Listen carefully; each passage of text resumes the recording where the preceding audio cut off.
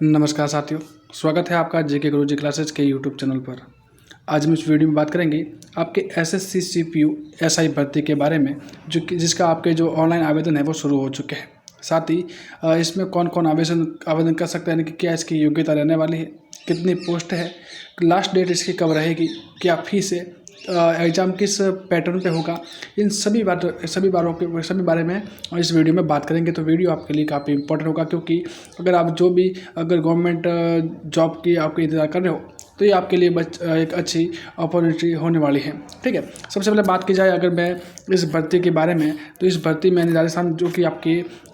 आपके जो कर्मचारी चयन बोर्ड है, यानी कि एसएससी है, उसके द्वारा कहते हैं कि जो दिल्ली में आपकी जो इसके द्वारा कहते हैं दिल्ली पुलिस में जो सब इंस्पेक्टर और आपके सेंट्रल आर्म्स पुलिस फोर्स की जो भर्ती 2024 है वो ये निकाली गई है। ठीक है, इसमें कुल मिला के आपके 4187 पोस्ट है वो आपको देखने को मिलेगी,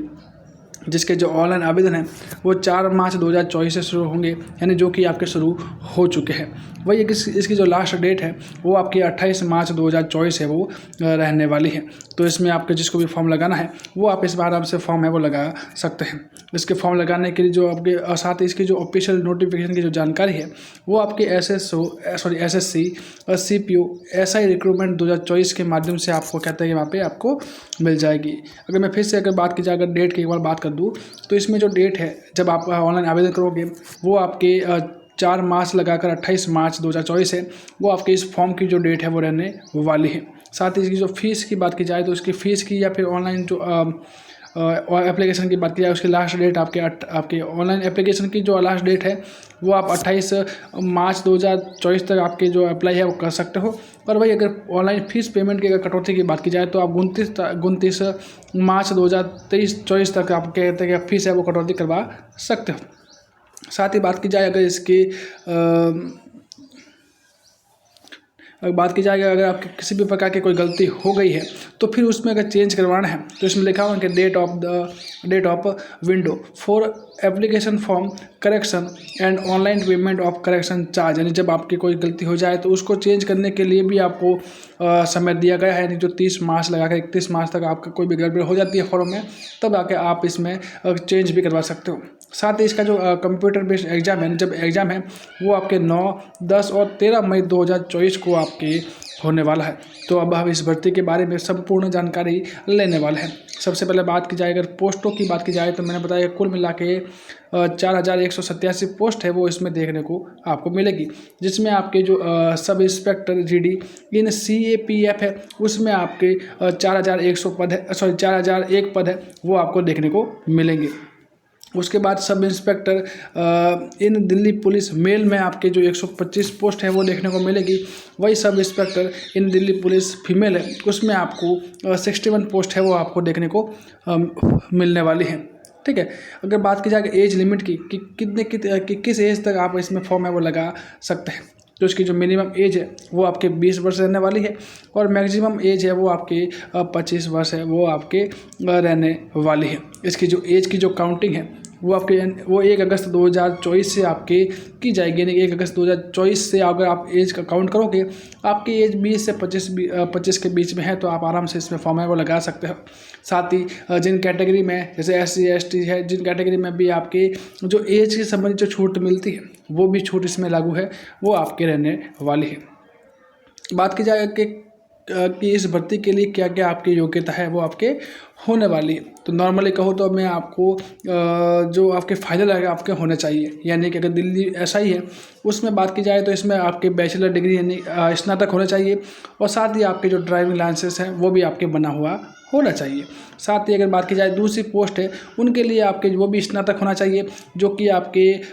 सरकार के द्वारा जो रिकग्नाइज यूनिवर्सिटी से आपके होना चाहिए। ठीक है, यानी कुल मिला के इतनी बात है कि आप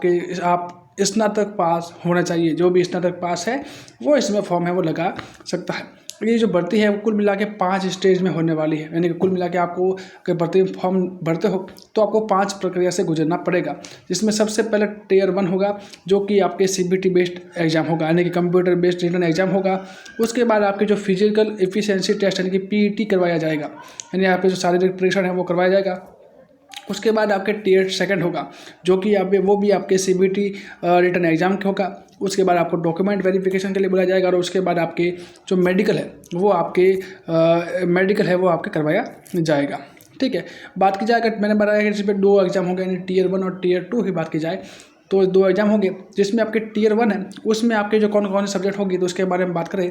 तो टीयर 1 में आपके एक तो होगी जनरल इंटेलिजेंस एंड रीजनिंग होगी, जिसमें 50 क्वेश्चंस देखने को मिलेंगे 50 नंबर के। उसके बाद फिर से आपके जनरल नॉलेज और जनरल अवेयरनेस है वो आपको देखने को मिलेगी, यानी कि जीके वाला पोर्शन होगा, जो कि आपके 50 क्वेश्चन 50 मार्क्स के होने वाले हैं। उसके बाद आपके जो गणित है वो रहने वाली है, जो कि आपके 50 क्वेश्चंस होंगे और 50 नंबर के होंगे। उसके बाद इंग्लिश कॉम्प्रिहेंसिव की बात की जाए तो आपके 50 क्वेश्चंस होंगे और 50 मार्क्स के देखने को मिलेंगे। यानी कुल मिला के ये जो पेपर है टीयर 1 का, उसमें आपके 200 क्वेश्चंस होंगे 200 नंबर के, और इस पूरे पेपर को आपको 2 घंटे में सॉल्व है वो आपको करना पड़ेगा। उसके बाद आपको फिजिकल के लिए बुलाया जाएगा। फिजिकल में भी जब आप पास हो जाते हो तो उसके बाद आपको टीयर सेकंड के लिए बुलाया जाएगा, जिसमें आपके जो इंग्लिश लैंग्वेज और कॉम्प्रिहेंसिव का आपके एग्ज़ाम है वो आपको CBT बेस्ड एग्ज़ाम है वो आपको देना पड़ेगा, जिसमें इसका जो पेपर है वो आपके 200 मार्क्स का होगा, जिसमें 200 क्वेश्चंस देखने को मिलेंगे और ये भी आपको कुल मिला के 2 घंटे में आपको सॉल्व है वो करना होगा। बात की जाए अगर आप अप्लाई की बात की जाए तो किस तरह से आप अप्लाई कर पाओगे, तो नॉर्मली रूप से तो आप इस ई-मित्र है वहाँ से आप अप्लाई कर पाओगे, लेकिन फिर भी जो व्यक्ति घर पर ही अप्लाई करना चाहता है वो आपके जो ssc.gov.in में जो प्रक्रिया है उसमें, या फिर कह सकता हूँ ये SSC CPO SI रिक्रूटमेंट 2024 है, वहाँ आप सर्च करोगे और जो भी पहले लिंक आएगी उस पर जाकर आप अपना जो फॉर्म है वो आप आराम से भर सकते हो। ठीक है, अगर बात की जाएगा इसकी फ़ीस कितनी लगेगी उसके बारे में बात करें तो इसमें SSC CPO SI भर्ती 2024 के लिए जो सामान्य यानी जो जनरल OBC और EWS वर्ग है उनके लिए कहते हैं कि आपकी जो 100 रुपये की जो फीस है वो आपको देनी होगी। साथ ही जो बचा हुआ जो वर्ग है यानी SC ST OBC SC ST female candidate है, फीमेल महिला है, फीमेल कैंडिडेट है जो कि शहरिया है, जो आपके अन्य जो सभी जो कैटेगरी है उसके लिए कोई भी फीस आपको पे है आपके नहीं करनी पड़ेगी। अगर मैं बात की जाए अगर इम्पोर्टेंट फीस का डेट आपको मैं याद दिलवाने की कोशिश करूँ तो इसमें जो फॉर्म स्टार्ट आपके 4 मार्च से हो चुके हैं, और अगर आपकी जो लास्ट डेट है वो 29 मार्च रहने वाली है और 28 मार्च रहने वाली है, और 29 मार्च तक आप अपना ऑनलाइन चालान है वो कटवा सकते हैं। जो भी आपको और किसी भी प्रकार की जानकारी इसमें चाहिए तो आप गूगल पर SSC CPO SI रिक्रूटमेंट 2024 अगर सर्च करोगे तो इसके बारे में आपको संपूर्ण जानकारी है वो ऑफिशियल नोटिफिकेशन के थ्रू आपको मिल जाएगी। और वैसे मैंने इस भर्ती से जुड़े हुआ सारी जो बातें हैं वो आपको मैंने आपके इस वीडियो में समझाने की है वो कोशिश की है। तो वीडियो अगर अच्छा लगा है तो इसे लाइक ज़रूर कीजिएगा, चैनल पर नए हैं तो चैनल को सब्सक्राइब करके जरूर रखिएगा, क्योंकि आपके आने वाले हर प्रकार की जो जॉब नोटिफिकेशन है वो इसमें इस चैनल के माध्यम से आपको सूचित है वो किया जाता है। तो ये आपके लिए काफ़ी इंपॉर्टेंट चैनल रहने वाला है, तो इस चैनल को सब्सक्राइब करके जरूर रखिएगा। साथ ही